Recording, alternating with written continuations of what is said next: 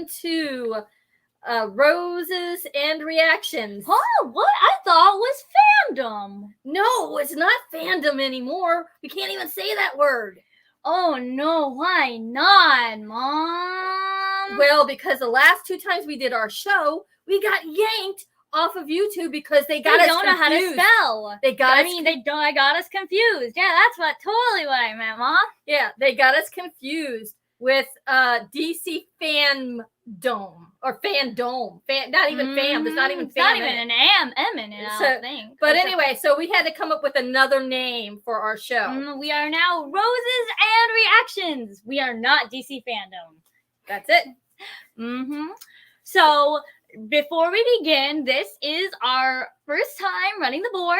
So if we do awful, feel free to let us know. If we're garbage, feel free to let us know. And if we do okay, feel free to let us know. So what are we doing this time, Mom? Well, this show. We are discussing Riverdale. Unfortunately. So it's going to be a fun one. Yes. So everybody, if you want to see fireworks tonight is the night, the mother-daughter face-off. I hate Riverdale. And I love it. I've watched it since the beginning. So I'm going to go ahead and talk a little bit about Riverdale and how it became a show on the CW. Way back in 2003, there was a young man by the name of Roberto Gary Sacasa, which we're just going to call him Sacasa from now on. And he wrote a play for Dad's Garage Theater in Atlanta, Georgia, called Archie's Weird Fantasy. It was about the comic book character Archie Andrews discovering he's gay and then moves to New York. However, right before the play opened, Sacasa received a cease and desist order from Archie Comics. And much like our video cast, Fandom, the name of the play was changed and the show went on, just like our video cast. So he made this play and he had to change the name of it. And so flash forward to 10 years later. And Sacasa has got his foot into the comic book world. He's writing for Marvel. He's also working on plays and doing other television projects. He ends up becoming the co-producer and writer for Glee. And guess who comes knocking on his door? It is Archie Comics. And they ask him to write a comic with Glee and Riverdale smashed together. And he does. He does this comic for Archie Comics, Archie Meets Glee or something like that. Anyway, it was a success. So he ends up writing another series for Archie Comics called Afterlife with Archie, which surprisingly I love. It's like, how did this guy write Riverdale? Because that is like one of my favorite like sub Archie series. I don't know, man. So he does Afterlife with Archie, and it becomes a huge success. Rightfully so. It's about Archie and the gang. Zombie apocalypse. Yeah, during the zombie apocalypse. So Sacasa, who was once told to cease and desist from Archie Comics, ends up becoming Archie Comics' chief creative officer. How's that for karma? So that is just a crazy story, right? Well, in 2015... he is asked to develop a live-action series of Archie and his friends, and it gets pushed around for a couple of networks and ends up becoming Riverdale on the CW. And that premiered on January 20th, 2017. And guess who was watching that first episode? So excited. I am a huge Archie fan. I collected Archie comics when I was a kid. I remember going to buy them at the store. I bought the digest. I read Archie. It's my favorite comic. Which is why I don't understand how you can like the show, because it's not Archie, Mom. But it is. It's sort of like an alternate universe Archie. Okay. So we're in. So then Archie premieres. I watch it. The first season, I absolutely loved it. Okay. But unlike Archie's original origins of this red-haired young high school student and his group of friends living slice of life in the 1950s, Riverdale is more of a modern-day era Is it though? Because they're very vague on that. Well, I mean, they kind of use like it's really weird because they use old timey props sometimes. Like they have old phones and some old television equipment. It's really kind of cool how they do it. But so it's like it's not really set in this time. It's like a weird modern time with a little bit of a kickback of back in the 70s. It's kind of odd, but if you watch the show you would see what I mean, especially with the props. So so in Riverdale it's like a modern day era with a mystery twist. So every season has a different mystery. Okay, in the first season Archie and his friends they have to deal with the death of one of their classmates by the name of Jason Blossom. And so as the season goes on, the gang starts to try to figure out the mystery of who killed this famous football player. He was very popular, and the brother of Cheryl Blossom, who plays a big role on the show. So one of the most controversial aspects of season 1 is that Mrs. Grundy or Ms. Grundy. Oh, this completely killed my immersion in the show. I was like, let me give this a chance. And then I'm like, no, I'm done. Like, okay. What was that? The first 10 minutes? I was done in the first 10 minutes. I'm like, no, I'm gone. I think really they open it up with this. Mrs. Grundy. Miss Grundy is no longer a 70-year-old school teacher. She's in her early 20s. And she's having an affair with the lead character, Archie. Her way to break my immersion too. Archie Andrews having an affair with a 20-year-old. Archie Andrews. No. Okay. No. So that was a big controversy, and a lot of people didn't like that storyline. So they ended up killing her off at the beginning of season 2, and so it started off the new mystery for the season 2. And the mysterious Black Hood, who is awful name. Okay, I get it. The Black Hood is an Archie comics character, but this show is supposedly going to be dark and deep. And your killer name is the Black Hood. He sounds like a Silver Age Green Arrow villain. Well, you know what? The Black Hood did have his own comic. I know he had his own comic. I still think it's dumb. Nobody takes the show. Oh, you're a super serious crime mystery show. What's the name of your villain? The Black Hood. Okay. All right. Okay. So, but each season there is a new mystery, and each season gets weirder and weirder as it goes along with the writing. Mm-hmm. So we're next week on November 16th, which is also my husband's birthday. Happy birthday, Brad, early. Riverdale rolls into season 6 with a special guest star. How has it lasted that long? Well, it's rolling into season 6 and starting next week. And Kiernan Shipka, the actress who played on Netflix, now defunct, The Chilling Adventures of Sabrina, is going to reprise her role as Sabrina Spellman on a special 5-part series. And so that should be exciting to have her on there.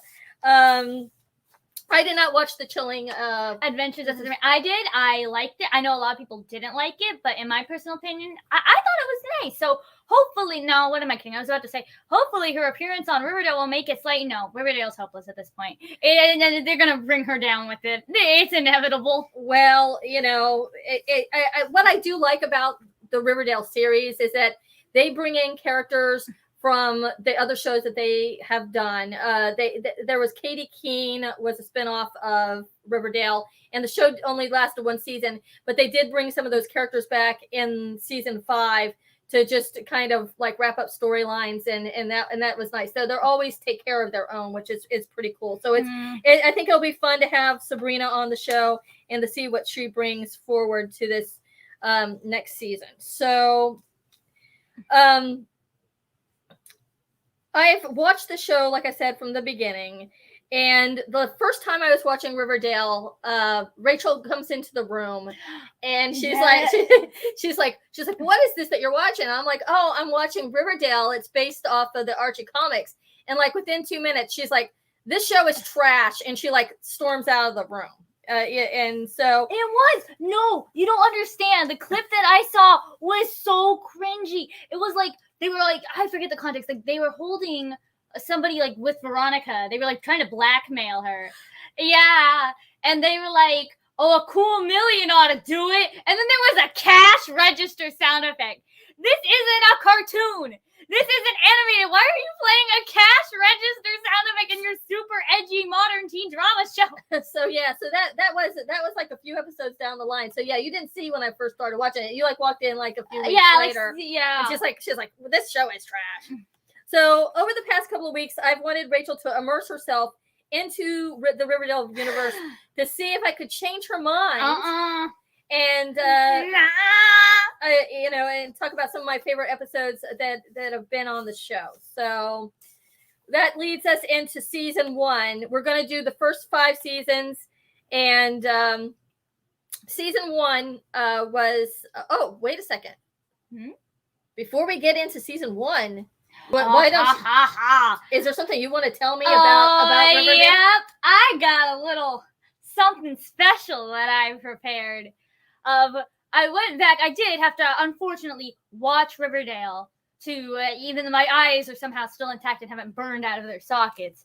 But I made a little compilation of some of the best stuff that I found in the show. So I'm going to go ahead and share that with you all so you can see just exactly why this show is so Riverdale. You want one, you take us both. You wanted fire? Sorry, Cheryl, bombshell.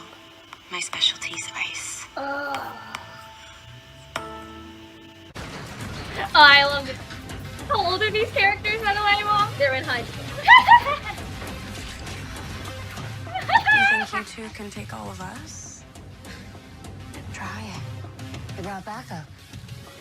Does that mean you want me to go to the sheriff, start making a stink? Well, that's your call. But my backup and me were friends. How about you with tell the them, sheriff's son, just in so case they don't whose know, who side these do two? you The guy think holding the you'll knife take? and this little. That's Betty. That's Jughead.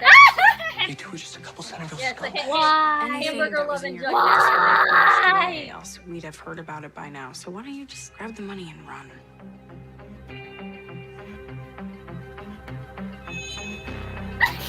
In case you haven't noticed, I'm weird. Oh, this I'm a dialogue. weirdo. I don't fit in, and I don't want to fit in. Have you ever seen me without this stupid hat on? That's weird. This is a message for the coward calling himself the And this Black is Arch. Hood. You think you can attack us from the shadows, but Riverdale is a lot stronger than you, and we're not afraid. See, there's only one of you, but we are Legion. We're called the Red Circle, and we're coming for you.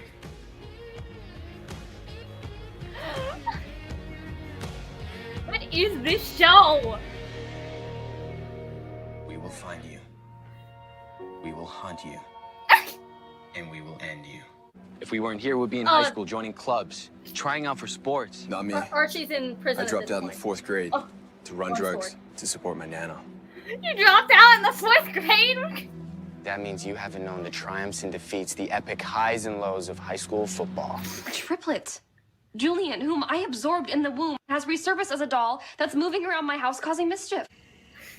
Get to that storyline. Oh, and then aliens. It's not like this show. Like needed anything else. Yes, aliens. She actually went through the course of season 1 through 5, and season 5 does have a storyline about Jughead getting abducted by aliens. So that's her S mark. Aliens. So the show has a bit of a variety of different things that they do, and so we're none of them good.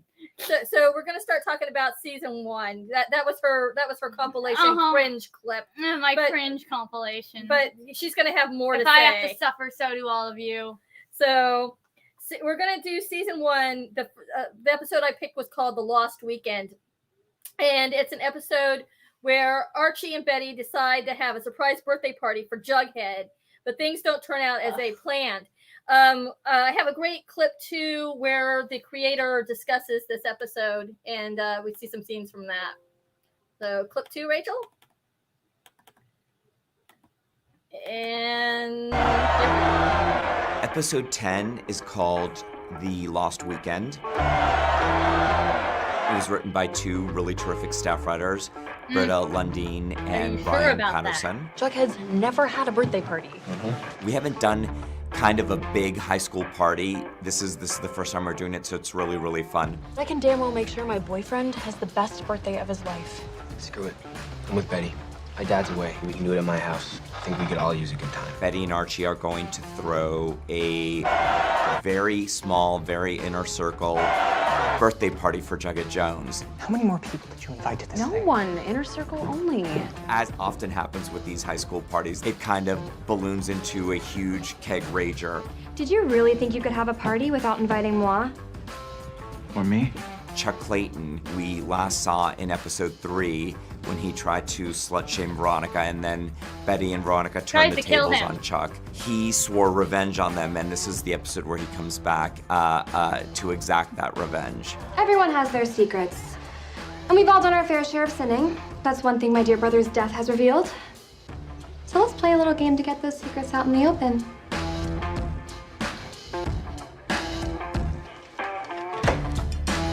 Okay, so let's talk about this for a minute. Okay, one of the reasons why I picked this episode is I know a lot of people can relate to having these house parties that become like total massive. People come in and they break up the party. They come in and they just totally come in and do all kinds of crazy stuff. I've been at some of those parties. I don't think Rachel was ever at one of those parties. No, I was not.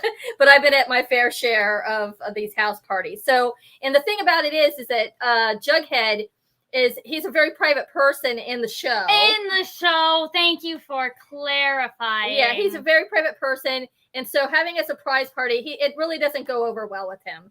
And so that is basically the gist of that episode. So I think that Rachel wants to talk a little bit about Jughead. Yeah, Jughead is my favorite. This Jughead. Mirrors.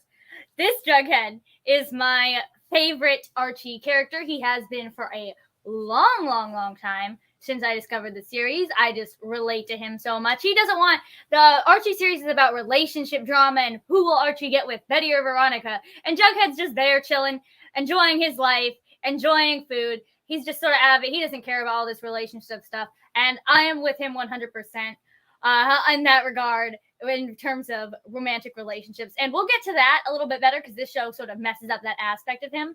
But there are other aspects that they also mess up. Like, they completely changed his character.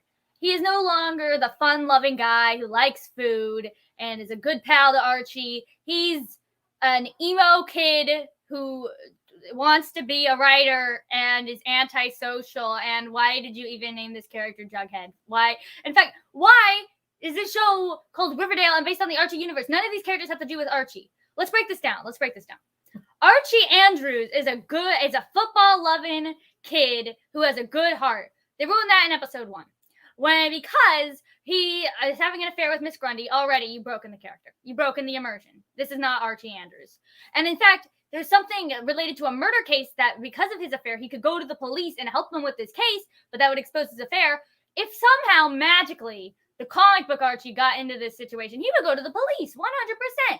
He doesn't in the show. So that's Archie ruined. Then there's Veronica. Veronica's weird. Weird. Because she has the same holier than thou, I'm rich, I'm beautiful, I know it, I'm going to let the world know it aesthetic, but it's just presented, no hatred to, what's the actress, Madeline Page? No, that's Camila Mendes. Yes, Camila Mendes. No hatred towards her. She seems like a great woman, a great actress, but I just don't think she fits the role of Veronica that well. Cheryl Blossom is probably the one character I think they do semi-decently to an extent. Some of her lines are just the worst thing ever, but she is the only actress. Who is she played by? Madeline Page. She's Madeline Page. Is the only one I can see actually being able to pull off an actual Cheryl Blossom if she actually did the show. But still, some of the lines that they give her are just so bad. Betty Cooper. Oh my God. They turned the girl next door into a psychopathic murderer who's threatening to kill everyone. She doesn't murder anybody. Yeah, she always threatens to kill people, though. It's like you step on her lawn, or you step on her shoe, or you bump into her by accident, and she's threatening to kill you. Like, nothing to do with that character. So she's run. the one that got me the most is Kevin Keller. Now, a lot of people probably don't know who Kevin Keller is. Let me break this down.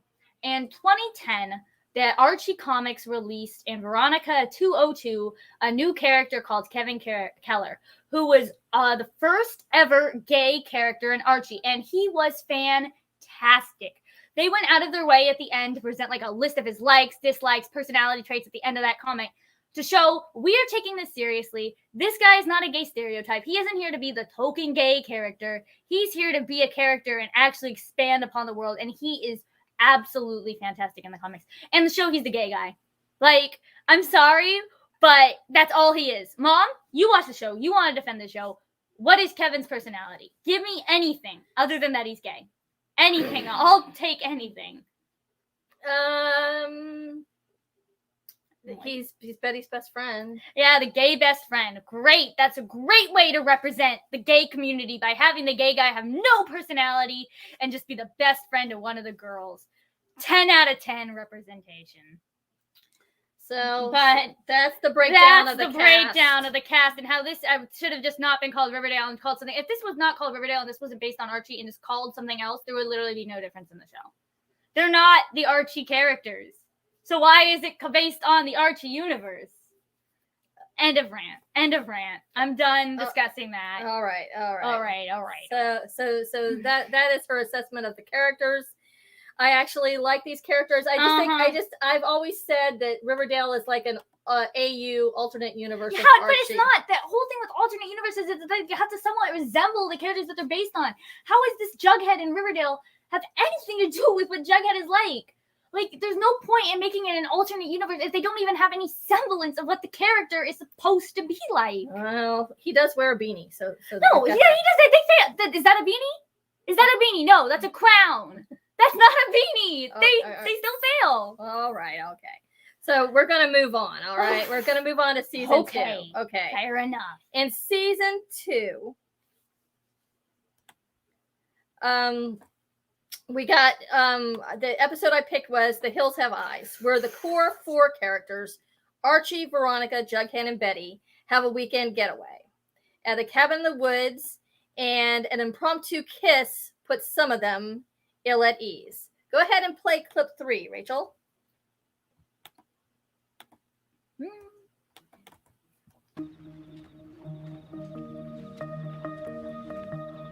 You know what I just realized? Out of the 4 of us, only you and Archie haven't kissed. Fascinating. Wait, what? You and Veronica?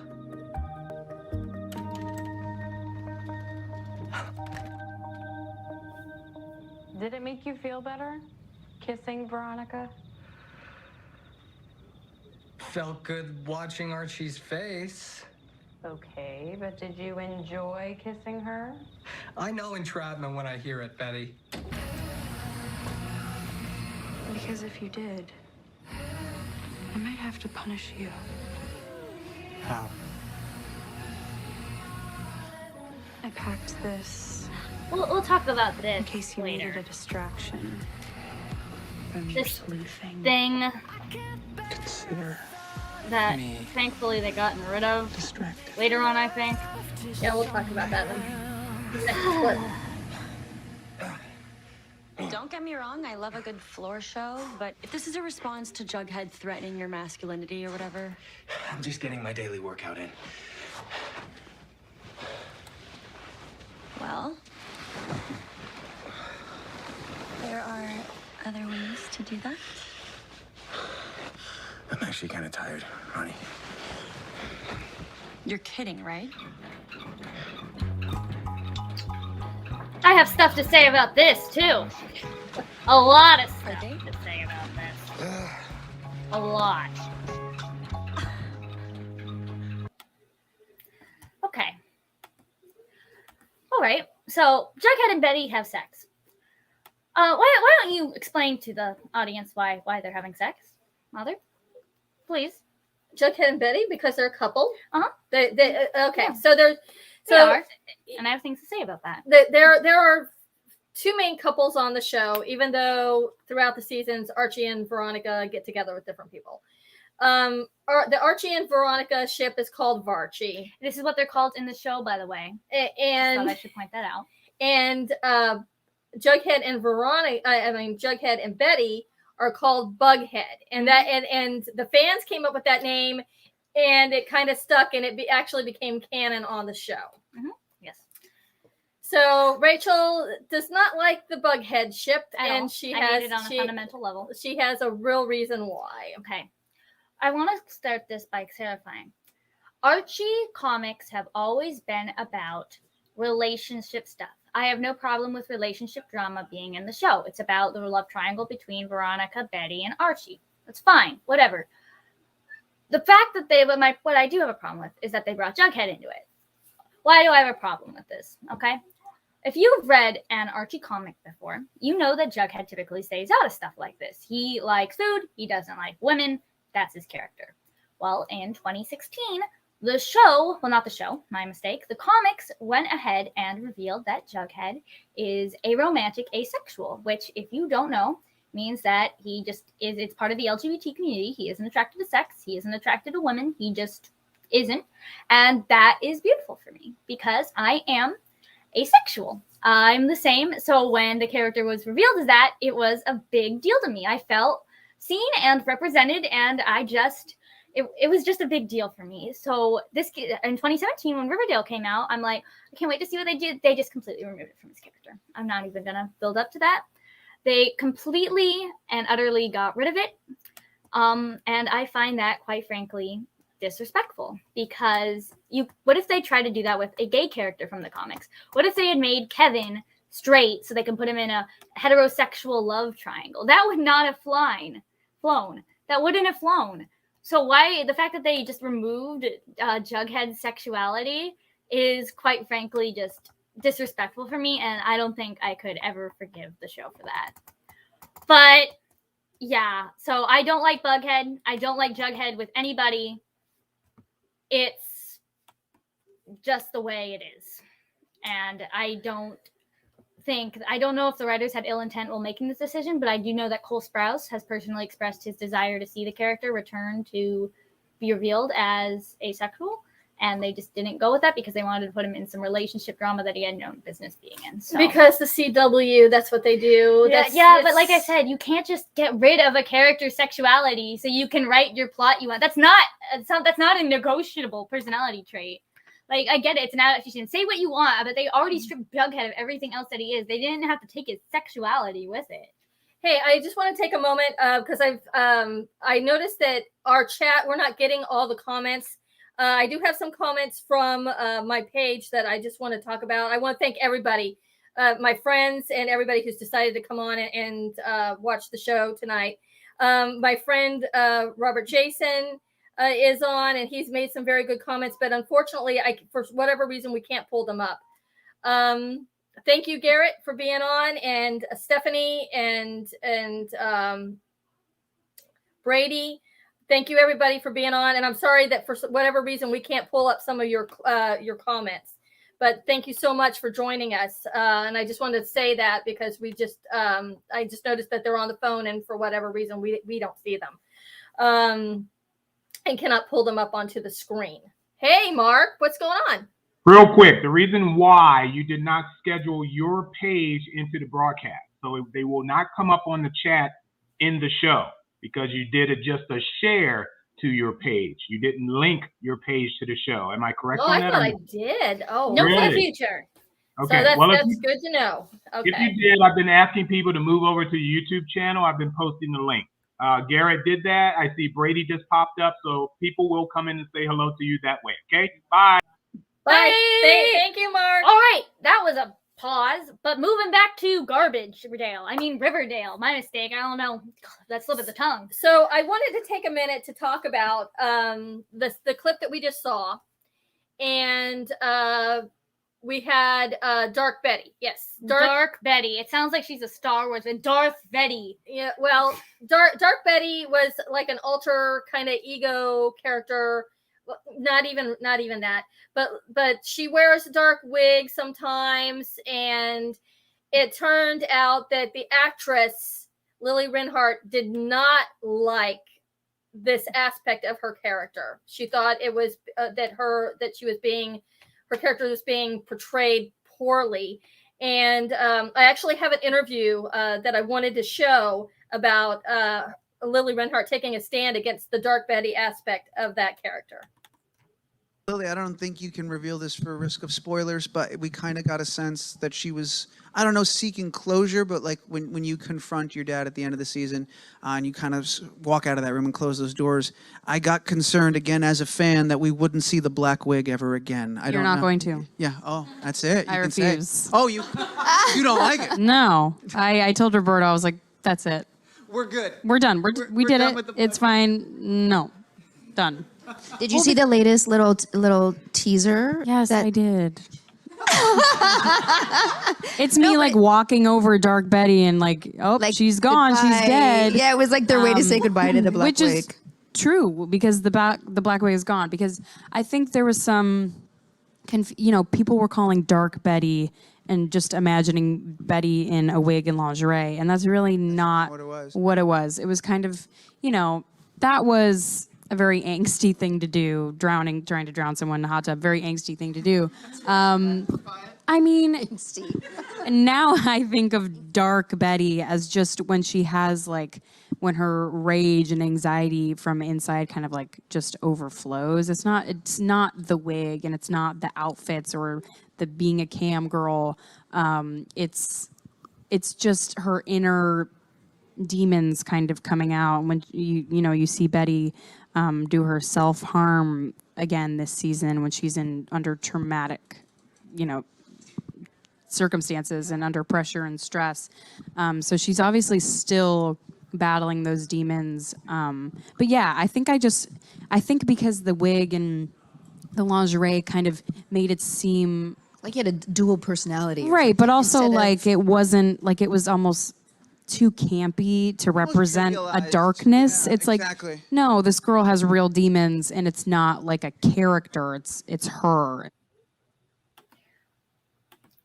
So what do you think about that? Poor Lily Reinhart. She obviously wants to be in a good show.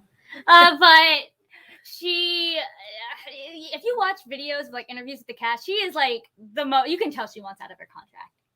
You can tell, and I think even you can admit that you can tell that she wants out of her contract.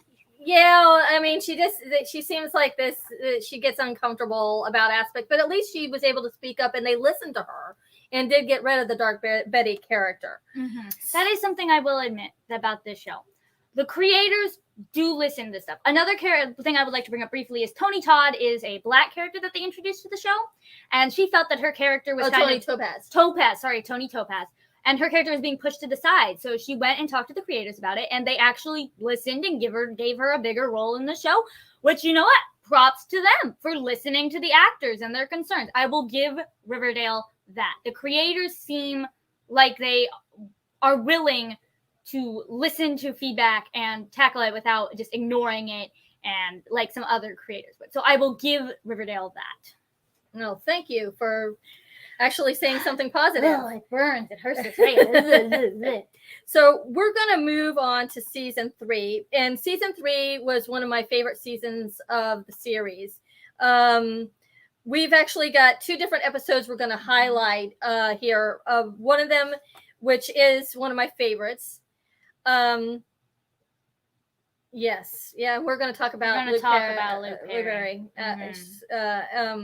But in a minute. In season 3, we've got there's a lot of different storylines going on. And one of them is about a game called Griffins and Gargoyles, which becomes like a major plot point. And these characters are playing this game and actually dying. They're actually doing these, death, death different things, and some of the characters end up getting killed. Now, I kind of had an issue with this portion of it because I am a huge Dungeons and Dragons fan, and back in the when I was in junior high school, I used to play it a lot. And in the 80s, there was this big push to say that it was anti-Christian, that it was, devil worship, and stupid. And it's so not true. And so when they brought this game up on the show, it really reminded me of that. And it kind of bothered me that they were, using this game, hearkening back to this whole Dungeons and Dragons controversy. And I ended up actually writing a blog piece about it on my blog, www.warpedinfluences.com, if you ever want to check it out. I wrote it during the time that this actually aired. But I did like the Midnight Club episode, which is a flashback of the Riverdale parents when they were teenagers playing this game, Griffins and Gargoyles. And the thing is that the kids from the actors from the show, they play their parents basically. And it's really done, I think, very well. And why don't we go ahead and play that clip? That's clip number 5, Rachel. This is a preview of that. It was our junior year. Fred Andrews, Alice Smith, Hermione Gomez, Forsyth Pendleton Jones Jr. Welcome to Saturday Detention. Our lives were about to change forever. The world was a very different place, and we were very different people. Riverdale, all new episode Wednesday at 8, 7 Central, only on the CW, and stream free on the CW app. So I thought that was really cute. And there is an actor from The Breakfast Club, which this episode plays kind of homage to. And I want you to see if you can recognize who it is. I have another clip from that episode. That's clip number 6. And to tell you the truth, the first time I saw this episode, I had no idea that this was him. While you're here today, you will not talk. You will not play. You will not move.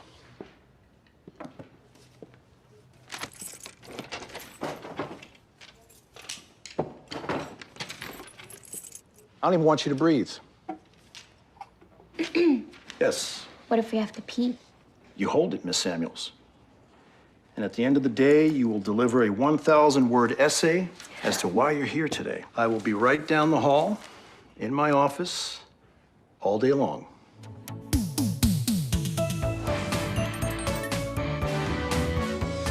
So that is Anthony Michael Hall. And I was really embarrassed that I did not notice that the first time I watched the show. I actually, when I read about it, I'm like, wait, no way. And I had actually met him before. So I guess I didn't expect to see him on the show, and I didn't realize it was him. But I think that was pretty cool. What did you think about this episode? Right. Well, I thought that this episode was actually really cute. I liked it. Wow! Oh, wow! No, it can't be. Maybe because it had nothing to do with the main count. Wait, but I thought I liked the Breakfast Club, and I thought it was a cute homage. I don't know what else I can say about it. It was cute. I can't diss something that was a cute homage to the Breakfast Club. I'm not a heartless maniac. There was no offensive stuff in it. There was no me cringing at the characters being out of character because they were not focusing on those characters. It's just a cute homage to the Breakfast Club. And so my friend Robert Jason just said on here, seriously, how did you miss that? I did. I don't know. I don't know how. I really don't. I really am embarrassed about that, Robert. Really. But so we're gonna go to the next one, which Rachel has. Rachel insisted that we show this episode. I thought I was being nice. Time to make up for that being nice to Riverdale. Oh boy. So we're gonna have some big fun with this one, Mom. Yeah, big fun. So Riverdale's known for its musical episodes. Okay, I think they really started in season 2. They did the Carrie one, and then in season 3 they decided to do Heathers. Now, for those of you who aren't familiar with Heathers, Heathers was a movie in the late 1980s that starred Winona Ryder and Christian Slater, and later on. They decided to make a musical out of it. And I wasn't even aware of this until like right before this episode aired. And Rachel's like, are you crazy? This is a great, Heathers is a great musical. Mm-hmm. And then one of my favorites. She decided to watch this episode with me, believe it or not, when it aired. And she was kind of upset about it. So why don't we go ahead and play? I want to say before we play the clip. Yeah, sure. I am a musical buff. I love musicals. I love Heathers. I love them so much that I'm going to go see Beetlejuice in August. My friend Kyle is driving me, not driving. We're flying out to actual Broadway to see it. Very excited. But I love musicals. I love Heathers. I love the movie. I love the musical. The musical actually introduced me to the movie, so opposite of my mom. And I'm going to trash this episode because they completely and utterly ruined it. This clip is going to be a little different. We're not going to just show the clip and let you know. We're going to break this down lyric by lyric so I can just describe my utter loathing for this episode. That will be clip 8 then. Let's do this. I can't wait. Salud. I'll take one. That's the spirit. I wonder what your father, Edgar, would say about all this, Evelyn. No need to wonder. Dad says, act your age. You heard the boss. It's time to rage. All right. I already want to start with this. These people can't sing. Mom, I want you said yourself that this number, this big party number, is your least favorite. Yes, it is. Probably because these people can't sing, right? This whole thing just seems so out of place, and it doesn't flow with the episode. I wish they would pull the whole thing out. But the episode name is Big Fun, so of course they're going to play the Big Fun number. All right, moving on. Turn out the lights. Ain't nobody home tonight. They obviously did not take these actors and their melodies and things into account that they do with musicals, because that did not harmonize at all. That sounded like everyone was all over the place. Oh, and I just want to make a comment here is that Heathers the Musical actually has 2 versions. They came out with, there's the adult version. Why? It's Heathers. There doesn't need to be a high school version. I'm just going to get that out of the way right now. There's a high school version where people play it in high school. If you know the story of Heathers, there don't need to be no high school version or censored version. It's about murder. It's a black comedy. Stop trying to censor it. You can't censor that without censoring the whole plot. Some of the lyrics, my mom's trying to defend some of the lyrical changes that they made in this episode by saying, which the high school version? I don't care. If it sounds stupid, I'm going to bring it up. Get down, it's all cool. Jump right in my heated pool. Drink, smoke, it's all cool. Let's get naked in my pool. Should have been the lyrics. Oh, also the high school version. I just thought of another thing right off the top. Why this doesn't work? They aren't doing the musical right now. They're just singing it. This ain't the why would they do the high school lyrics if they're not even in high school? This ain't part of. Yeah, they're in a part. This is the pre. Wow. This is the pre. Oh, so they don't even have an excuse to use the garbage high school lyrics. That's great. Yeah. Okay. Okay. Yeah. You're just gonna take my unabashed bash. Push the wall and start a fight. Ain't nobody home tonight. Ugh. The folks are gone. And then they just skip half the song. You got love to see. It's time for big fun, big fun. We're up till dawn, having some big fun, big fun. It's time to overflow that hot tub on the patio.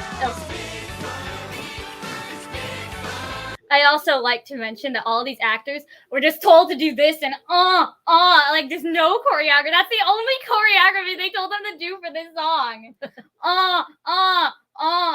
Yeah, great. 10 out of 10. Great job, Riverdale. Veronica, you are looking good tonight. Okay. A hot guy smiled at me without a trace of mockery.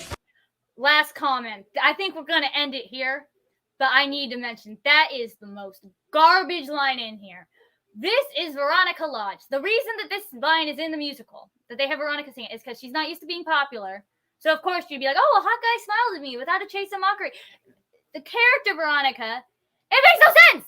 She's popular. What do you mean without a trace of mockery? They would never do that to you. Why are you saying this? This line makes no sense. I hate it. I hate it. I hate it with a passion. And I want it off my screen. Let's get it off my screen. All right. Okay. So that's it. So that was, I can go in all day. I could make an entire one of these. Yes. On how garbage, like some of the casting choices are for this. I love this song. Lifeboat is beautiful. Has nothing to do with Veronica though. Why is she singing it? Like the people who made this musical episode don't understand the fundamentals of a musical. When you're doing an adaptation of a musical, you assign songs and roles of characters to who they relate to. Veronica has no reason to sing Lifeboat. She's in a pretty good position in life. There's no she's singing about it because what, her dad's in jail or something? Yeah, the she's upset original that, character is family, singing it because she feels like out of place and like she's about to commit suicide. That really compares. But yeah, I hate this so much and I needed to bring it up. Riverdale, stop doing musicals. Stop doing musicals. You're not good at it. You suck at it. Stop. Okay. All right. So that's it for season 3. And so we get into the next season. Season 4 is actually probably one of my least favorite seasons of the series. I just didn't think the writing was all there. They have some really outlandish storylines, even for Riverdale. And this is the one I want to bring up. Okay. So I really like the character of Cheryl Blossom, who's played by Madeline Page. In the earlier episodes, she's got, she's got a bit of wit, she's got bite, and she's kind of an antagonist, but then she's also friends with them, and it's kind of a love-hate relationship with her and the Archie main gang. But as the show goes on, it's like they don't know what to do with the character of Cheryl, so they start writing these really outlandish storylines for her. This one and the one in season 5 I really did not like, but let's talk about this one for a minute. This is her brother Jason, who is dead, and he died 2 years ago. Yeah, He's well preserved. He's that makes no sense. What do you mean well preserved? He's a body. You can't. He's dead. He should be a skeleton by now. Yeah, well, it's not rotting. Well, that's one of the aspects. She has her dead brother, and she talks to him, and also the doll there. It turns out that there were triplets, and Cheryl absorbed her brother Julian in the womb, is how the story goes, and this is why it's so crazy.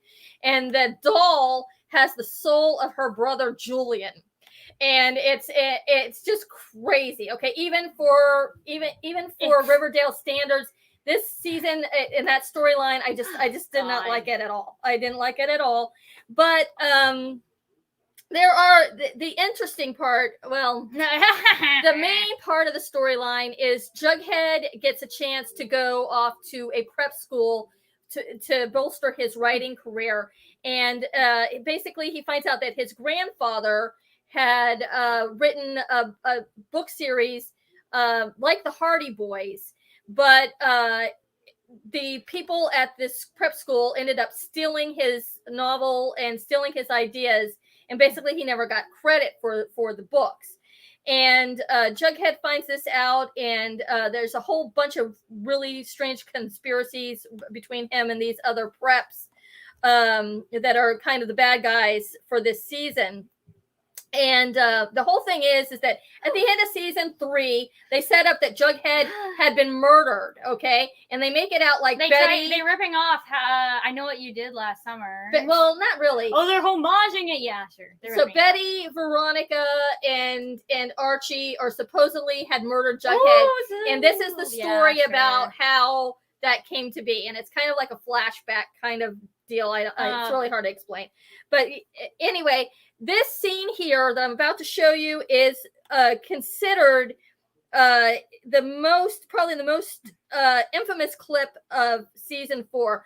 Actor Sam Witwer, who he was on Smallville. He played on Smallville, and he was also known for one of the Star Wars video games, and I can't remember which one he played. He was I don't know about the Star Wars video game. Okay, anyway. So actor Sam Witwer, he played this part of this professor, and he really didn't like the writing on the show. And so they ended up, I don't know if it was the writers that decided to write him off or he decided to leave, but this is his exit scene. So go ahead and play that clip, which is clip number 9. Joseph Conrad's Heart of Darkness, about the loss of a man's moral compass. Mr. Chipping?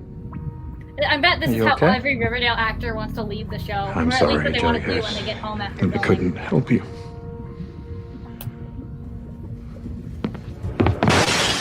Mr. Chipping! God. Call 911. Call an ambulance. Call an ambulance!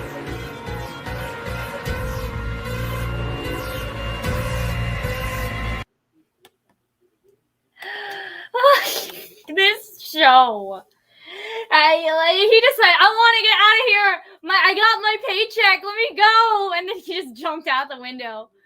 But oh my gosh. Yeah, I think like I said, it's my least favorite season. I think the writing is really not great. And I mean Rachel thinks the whole thing's not great, but season 4 lacked in a lot of different areas. Oh, you need to tell them how that Jughead dies storyline ends. Oh, how it ends. Well, okay. So we're going to talk a little bit about that. So the whole thing is that Jughead's supposed to be dead. Okay, he's sure. And then all of a sudden, it turns out that no, he didn't die. He just faked his death.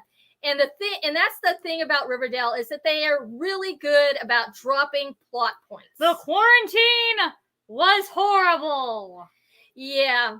That there was a season where they had a quarantine. It was a mid-season finale. They ended it like it was this big quarantine. Yeah, they were going to they had to quarantine the town of Riverdale because everybody was getting sick. That was season 3. Okay, and you said you were super excited. Oh, I thought they were going to take the writing in another direction. I said they're going to do a time skip and skip past the quarantine. And I was like, no. And I'm like, they're going to do a time because they don't know what they're doing. There's no way because that would be an interesting direction for the show to go. Yeah. To see them under quarantine. And then what were really the first lines of one of the first lines of the episode? Yes. When the show returned after the mid-season finale in season 3, Jughead, who is the narrator of the show, is just like, the quarantine was horrible, and it's and now it's over, or something like that. And she was right.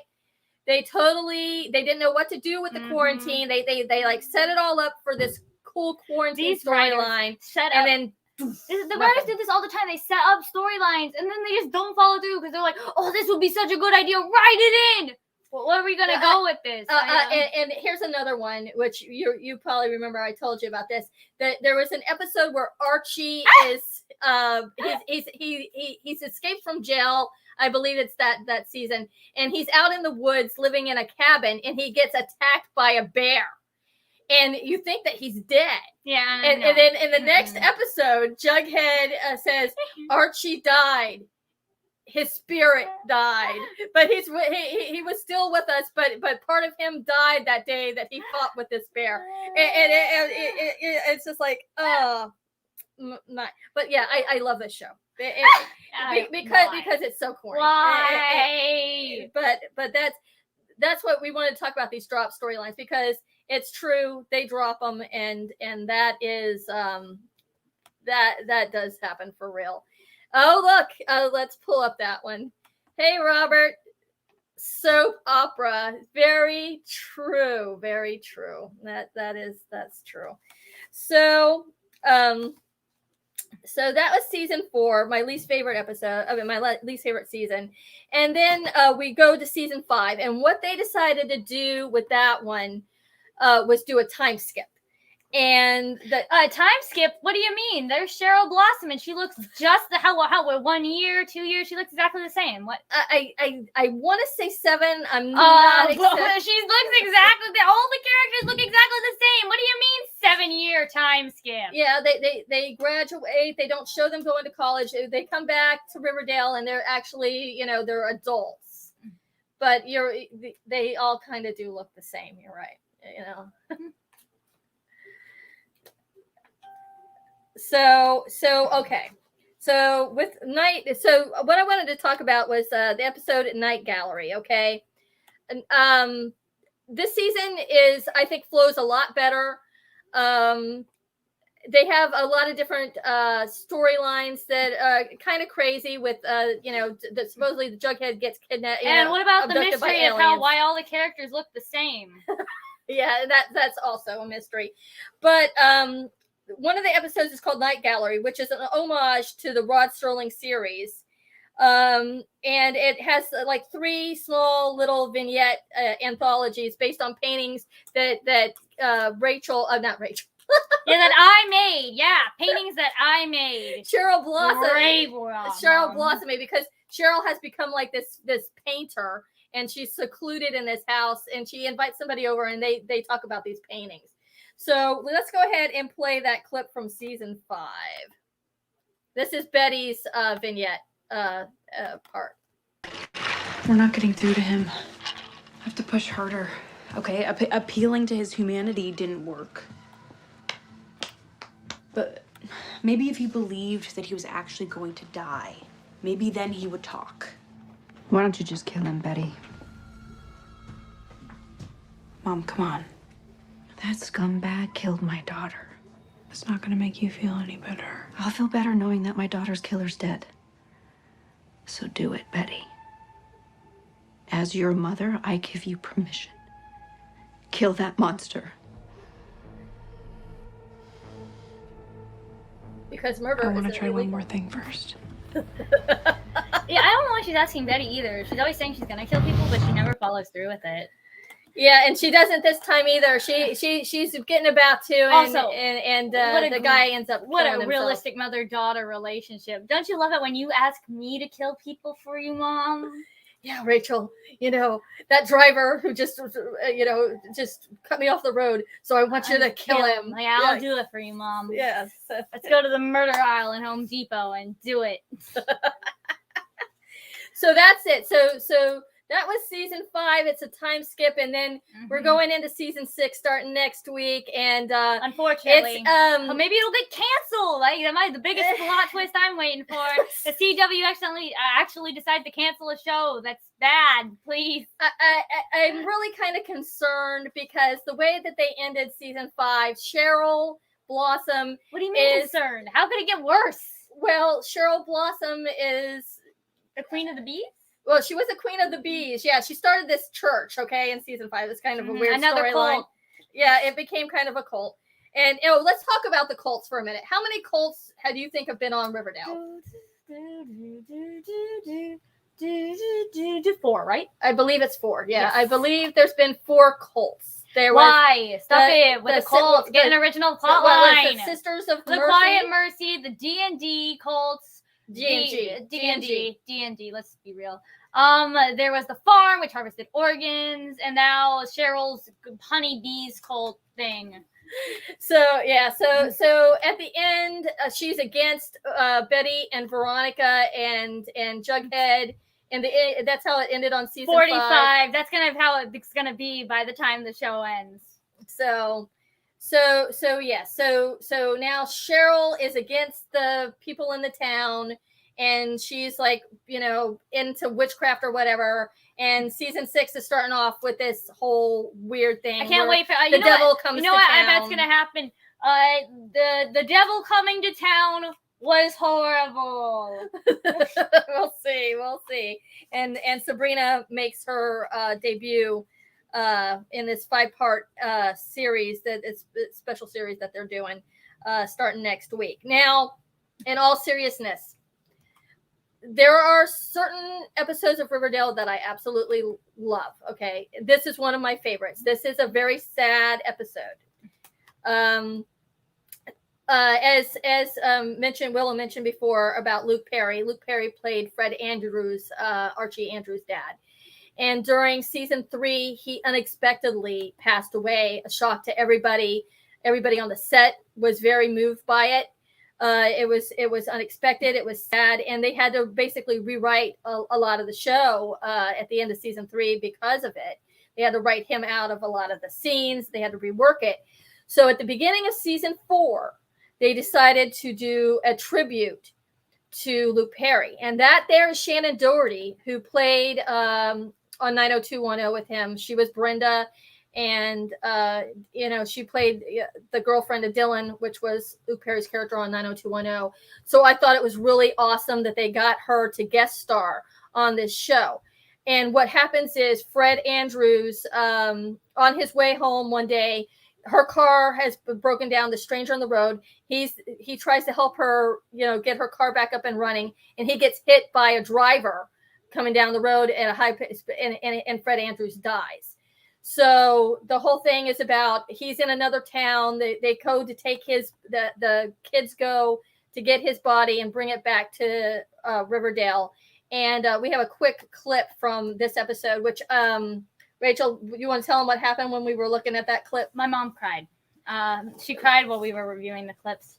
And I have no witty remark for this one. I have nothing sarcastic to say. This episode was straight up beautiful. You can tell all the cast members really respected Mr. Perry. And I'm getting kind of emotional. I didn't even know who this guy was, but the episode was written very well. It was very moving. Yeah, it was a very moving episode.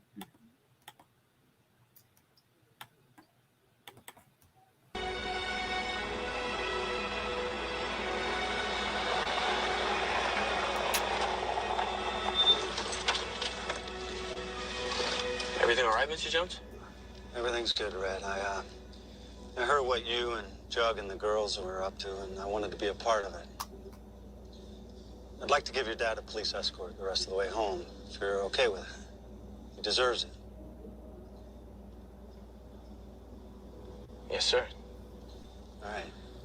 Follow me, then? Yeah.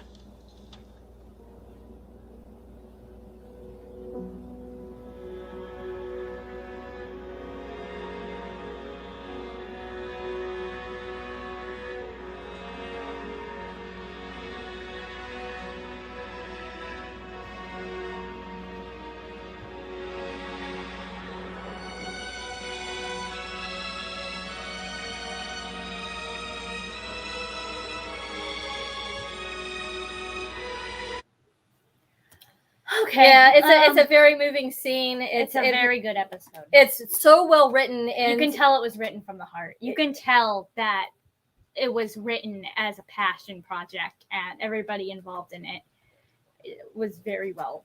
It was a very good episode. Yeah. So that's one of my 2 all-time favorite episodes of Riverdale, probably my favorite. And the second one I wanted to show, which shows that there can be really good writing. There could be really good writing on the show, is actually an episode from season 5.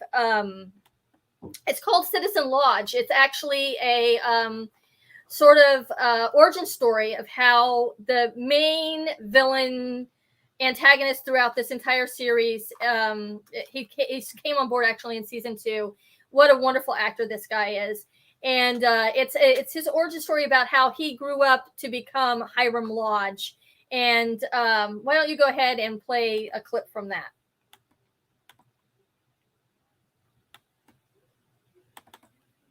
Order anything on the menu. Hell, order it all if you want. Didn't realize there was so much money in the shoe shine business. Well, there isn't.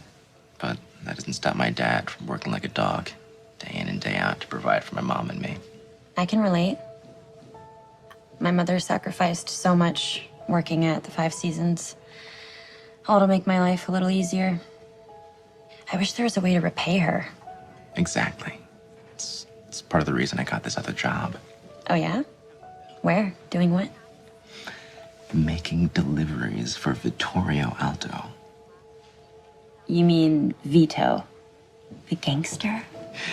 Mr. Alto's a businessman, and working for him is going to be my ticket out of Riverdale.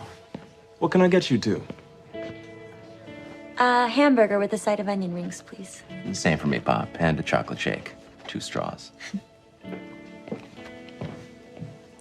And if you did make it out of Riverdale, where would you go? I'd be living in a penthouse in New York City, running my own business. What, did I say something funny? No. In fact, as it so happens, I want to live in Manhattan, too. You Jaime Luna? Yeah. What's the problem? You're under arrest for trafficking with Class 2 narcotic. You have the right to remain silent. Anything you say can and will be used against you in a court of law.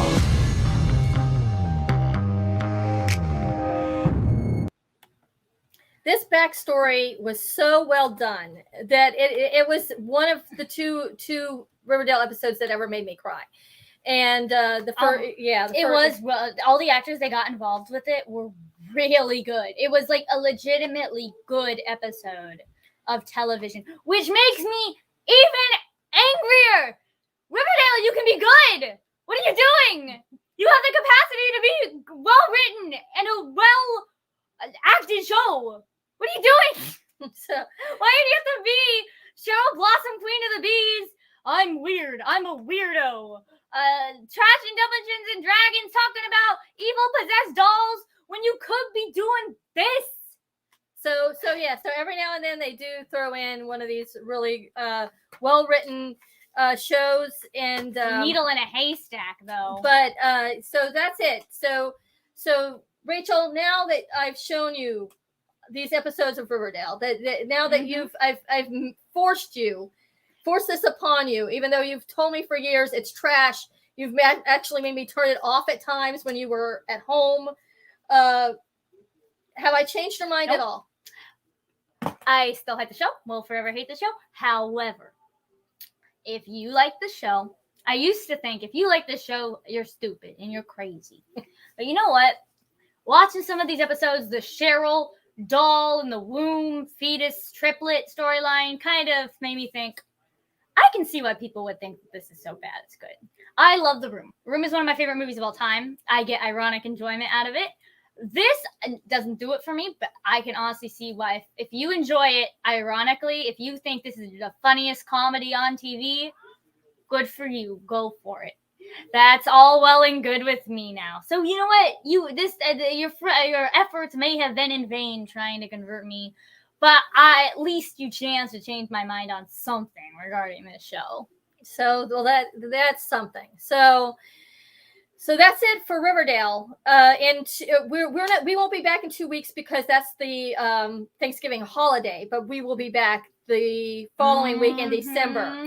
And we've got something special planned. We've been waiting, 2 years for the show to come out. You guys haven't been waiting, but we're going to be doing we're going to be doing an anime. Another anime. They might as well be Rachel shows Rose anime and she shows Rachel other stuff. But it won't be an anime the next time for my turn next time after the next. Yeah, this is a show that when it started and she hated it. I hated it. But oh my gosh, but as the time went on, she really you can see the evolution of this guy's writing throughout the show, and we'll discuss that more when we get to it. Let's stop with the build up and just go right into it. So it's next time we will be doing JoJo's Bizarre Adventure, which honestly one of my favorite animes of all time.